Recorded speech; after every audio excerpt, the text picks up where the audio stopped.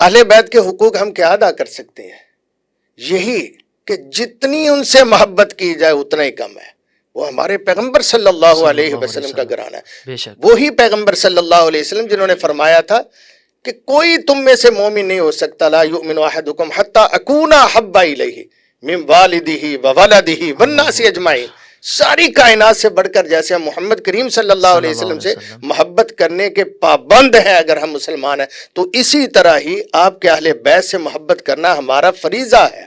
ان پر درود پڑھنا ہمارا فریضہ ہے، درود میں ان کا نام لینا ہمارے لیے فرض ہے۔ اللہم صلی علی محمد وعلی آل محمد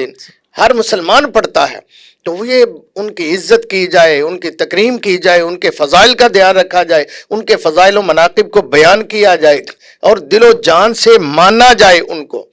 اور ان کا احترام فائق سمجھ کر رکھا جائے کہ یہ نبی کا گھرانہ ہے، میرے آقا کا گھرانہ ہے، رسول اللہ صلی اللہ علیہ وسلم کی یہ آل اولاد ہے یا آپ کے گھر والے ہیں، جتنا ان سے محبت۔ اور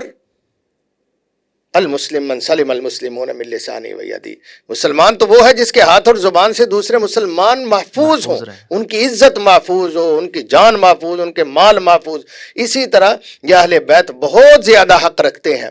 کہ ہم ان کے بارے میں کوئی زبان تان دراز نہ کریں۔ ناسبیت بھی بدترین چیز ہے اور رافضیت بھی بدترین چیز ہے۔ ایک لوگ، جیسے آپ نے بھی اپنی گفتگو کے ابتدا میں کہا ہے کہ ایک لوگ صحابہ پر تبرہ کرتے ہیں اور اس کو معاذ اللہ اپنے لیے سعادت سمجھتے ہیں، اللہ کہ وہ سعادت نہیں ہے، بہت بڑی بد نصیبی اور لعنت کی بات ہے۔